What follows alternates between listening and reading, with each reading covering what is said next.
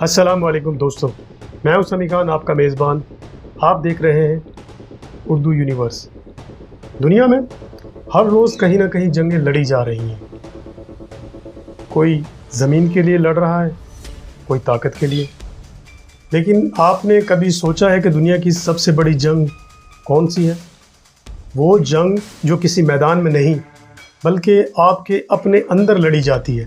ایک ایسی جنگ جہاں آپ خود ہی سپاہی ہیں اور آپ کا نفس آپ کے مد مقابل۔ آج ہم بات کریں گے جہاد بن نفس پر۔ جہاد بن نفس کا سادہ سا مطلب ہے اپنی ان خواہشات کو قابو کرنا جو ہمیں غلط راستے پر لے جاتی ہیں۔ یہ ایک مسلسل عمل ہے۔ یاد رکھیے، نفس کوئی باہر کا دشمن نہیں، یہ تو سائے کی طرح آپ کے ساتھ ہے جو ہر لمحہ آپ کو آسان راستے، سستی اور گناہ کی طرف بلاتا ہے۔ قرآن مجید میں اللہ تعالیٰ نے انسانی نفس کی حالتوں کو بیان فرمایا ہے۔ سب سے پہلی حالت نفس امارہ ہے۔ سورہ یوسف آیت نمبر 53 میں ارشاد ہوتا ہے، بے شک نفس تو برائی کا بہت حکم دینے والا ہے، سوائے اس کے جس پر میرا رب رحم فرمائے۔ یعنی یہ نفس کی فطرت ہے کہ وہ آپ کو برائی کی طرف دھکیلے گا، کبھی جھوٹ بولنے پر اکسائے گا، کبھی دوسروں کا حق مارنے پر، اور کبھی صرف وقت ضائع کرنے پر۔ آج کے ڈیجیٹل دور میں یہ جہاد اور بھی مشکل ہو گیا ہے۔ صبح آنکھ کھلتے ہی فجر کے بجائے موبائل اٹھانا نفس کی جیت ہے۔ سوشل میڈیا کی لامتناہی اسکرولنگ میں گھنٹوں برباد کر دینا نفس کی جیت ہے۔ غصے میں کسی کو برا بھلا کہہ دینا نفس کی جیت ہے۔ آج ہم ایک ایسے دور میں رہ رہے ہیں جہاں گناہ کرنا آسان ہو گیا ہے، نیکی مشکل ہو گئی ہے اور نفس بہت طاقتور۔ آپ ایک کلک کرتے ہیں اور آپ کے سامنے وہ سب آ جاتا ہے جو آپ کے نفس کو پسند ہے۔ یہی اصل امتحان ہے، یہی وہ جگہ ہے جہاں یا تو آپ جیتتے ہیں یا آپ ہار جاتے ہیں۔ جہاد بن نفس کا مطلب ہے اپنی خواہشات کے خلاف لڑنا، اپنے گناہوں کو روکنا اور اپنے آپ کو اللہ کے حکم کے مطابق ڈھالنا۔ یہ آسان نہیں ہے کیونکہ یہ جنگ کسی اور کے خلاف نہیں ہے، اپنے آپ کے خلاف ہے۔ انسان کا نفس ہمیشہ آسان راستہ چاہتا ہے، آرام، گناہ، خواہشات، اور یہی چیز اسے کمزور بنا دیتی ہے۔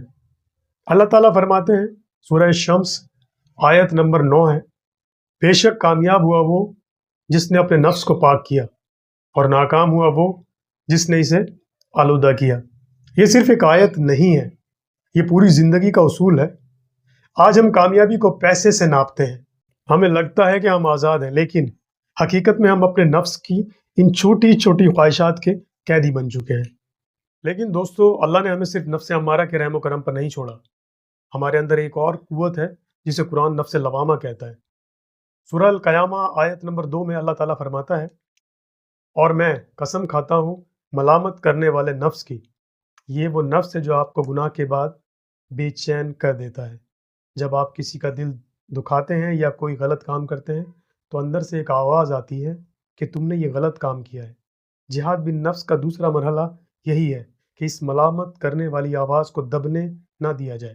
اکثر لوگ سمجھتے ہیں کہ طاقتور وہ ہے جو دوسروں کو ہرا دے، لیکن ہمارے پیارے نبی کریم صلی اللہ علیہ وآلہ وسلم نے بہادری کا معیار ہی بدل دیا۔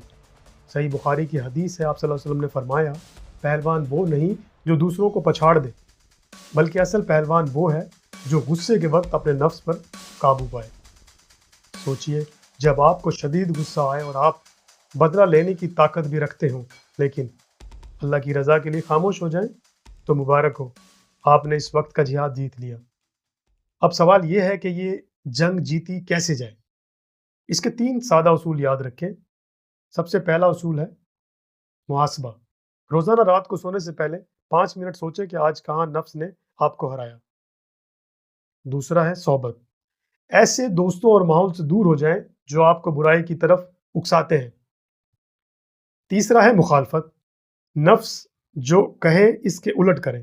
یہ سونے کا کہے تو آپ مطالعہ شروع کر دیں، یہ فضول خرچی کا کہے تو آپ صدقہ کر دیں۔ اس مسلسل جنگ کا نتیجہ کیا نکلے گا؟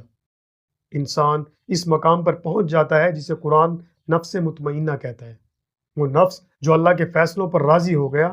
سورہ الفجر آیت نمبر 27-28 میں کیا ہی خوبصورت پیغام ہے۔ اے اطمینان پانے والے نفس، اپنے رب کی طرف لوٹ چل، اس حال میں کہ تو اس سے راضی ہے اور وہ تجھ سے۔ ذرا تصور کریں کتنا بڑا انعام ہے کہ کائنات کا مالک آپ سے راضی ہو جائے۔ ہم میں سے بہت سے لوگ یہ سوچتے ہیں کہ میں تو بہت گناہ گار ہوں، میں اپنے نفس کو کیسے جیت سکتا ہوں؟ یاد رکھیے، اس جنگ میں شکست وہ نہیں کہ آپ سے گناہ ہو گیا، بلکہ اصل شکست یہ ہے کہ آپ نے توبہ کرنا چھوڑ دی اور یہ مان لیا کہ آپ بدل نہیں سکتے۔ شیطان کا سب سے بڑا وار یہی ہے کہ وہ آپ کو مایوس کر دے۔ نفس کے خلاف جہاد میں استقامت شرط ہے۔ اگر آپ 100 بار بھی نفس کے ہاتھوں ہار جائیں تو 101ویں بار پھر کھڑے ہو جائیں۔ اللہ کے یہاں آپ کی کوشش کی قدر ہے، نتیجے کی نہیں۔ جب آپ بار بار اپنے نفس کی مخالفت کرتے ہیں تو آہستہ آہستہ وہ کمزور پڑنا شروع ہو جاتا ہے اور نیکی کرنا آپ کے لیے آسان ہوتا چلا جاتا ہے۔ نبی کریم صلی اللہ علیہ وآلہ وسلم سے جب پوچھا گیا کہ سب سے افضل جہاد کون سا ہے تو آپ صلی اللہ علیہ وسلم نے فرمایا، افضل جہاد یہ ہے کہ انسان اپنے نفس اور اپنی خواہشات کے خلاف اللہ کی اطاعت میں جہاد کرے۔ یہ حدیث اور اس کا مفہوم ہمیں بتاتا ہے کہ یہ کوئی چھوٹا کام نہیں ہے، بلکہ یہ ایک عظیم عبادت ہے۔ دوستو، جہاد بالنفس تھکا دینے والا کام ضرور ہے، لیکن اس کا پھل بہت میٹھا ہے۔ جس نے خود کو جیت لیا، اس نے دنیا جیت لی۔ آج سے ہم جائزہ لینا شروع کریں، اپنی چھوٹی چھوٹی برائیوں کے خلاف کھڑے ہو جائیں۔ امید ہے اردو یونیورس کی یہ نشست آپ کی زندگی میں مثبت تبدیلی کا باعث بنے گی۔ اپنی رائے سے کمنٹس میں ہمیں ضرور آگاہ کیجیے گا۔ میں ہوں آپ کا میزبان، دعا میں یاد رکھیے گا۔ ہمارے چینل کو لائک، شیئر، سبسکرائب ضرور کیجیے۔ ملیں گے ایک نئی ویڈیو میں ایک نئے ٹاپک کے ساتھ، تب تک کے لیے اللہ حافظ۔